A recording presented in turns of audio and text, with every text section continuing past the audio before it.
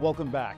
2.5 years after the Pentagon launched a formal review of the problem of suicide in the military, we've learned the number of active duty service members taking their own lives has gone up in that time. A new report found there were 363 suicides among active duty service members last year. That's up almost 10% from 2022. A Pentagon spokesperson acknowledged more work needs to be done. We owe it to our service members and our military families to provide the best possible care, to identify risk factors and spot warning signs, and to eliminate stigmas around seeking help. And when it comes to suicide, one loss to suicide is one too many. For more on this complex problem, I spoke with retired U.S. Army Major Mike Lyons. What changes have you observed over the years? Well, first and foremost, the stigma of asking for help has been lowered in the military. And it's not to the point where I think military members feel 100% comfortable. Let's say, obviously, we still have a challenge with suicides.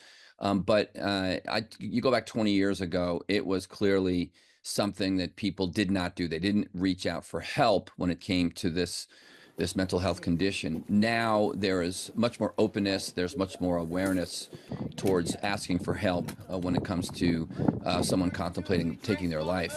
The second thing that what the military has done is look at battle buddies, and they've kind of tried to pair people together and make sure that there's overwatch and folks are looking out for each other. Now, you would think that that's normal in a military operation. A squad, a platoon is always close quarters to begin with. But to make sure, it's more of an assignment of responsibility that two people are working together and making sure that one is always keeping an eye on the other. So, and so I think if you combine those two things, that's what the military has said that it's done. As also it has increased mental health providers, and still is falling short in some of those aspects there. But it's a problem that they're very much aware of. Has suicide and mental health, have they always been issues in the services? There's always been a statistic of military members who commit suicide. A lot of it has to do with deployments, combat operations, PTSD. There's all different forces that act on service members. The young male enlisted soldier is the highest percentage that has suffered from this condition. We thought that with combat operations really stopping in the last 5 years, that we would see the rate decline, but unfortunately it's gone up about 5% from last year to this year. I think that because of the military with having access to weapons and how all the pressure of the job, there's means of being able to do this. So you look at prevention, you look at ways of taking away the ability for somebody to do this is what the military is focused on. But unfortunately, the military reflects society, and society has a suicide issue as well. And Major Lyons, what does it tell you that despite all of these improvements that the military has made in recent decades in terms of talking about mental health, reducing access to weapons in some cases, what does it tell you that the military has taken these preventive steps in the last few decades, but this suicide rate continues to be stubbornly high and increasing? Well, there are some who would just be pragmatic and say, look, there's going to be a number, there's going to be some certain people that are going to do this as it reflects society.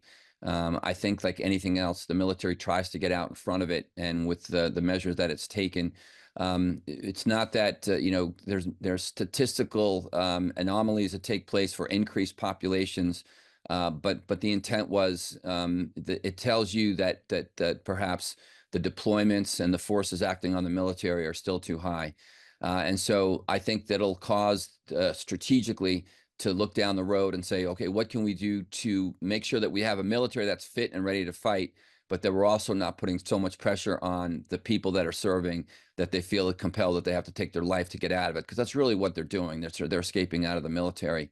When you think about it, suicides, it's a lagging indicator. It's a lagging indicator of how poorly things are.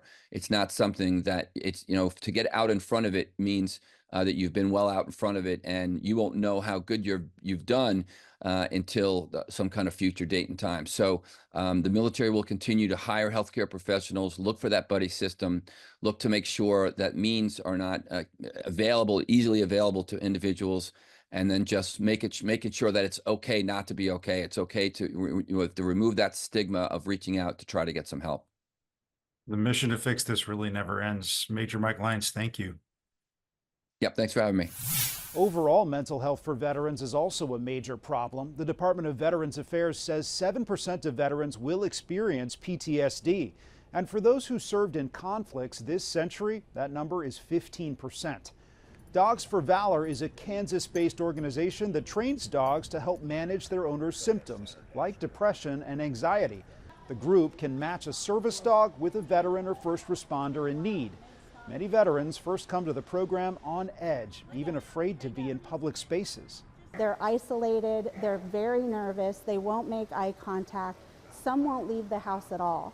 And by the end of the service dog program, they're coming out with their dogs. The training program lasts for 6 to 9 months, but many veterans continue to attend group gatherings for support. If it seems like I'm depressed or I'm down in the dumps, we're going to teach her to come and give me a hug. Timothy Siebenmorgan deployed 18 times with both the Army and the Marines. He says his relationships are now better, thanks in part to his 1-year-old American Bulldog, Rosie. Now I have more of a drive, I feel more outgoing, like I want to, do things because I'm happier, I guess. A study in JAMA Network Open earlier this year found partnership with a trained psychiatric service dog reduces PTSD symptoms better than regular therapy. After the break, a kindness challenge lifts an entire classroom and how drones are reshaping healthcare in Africa.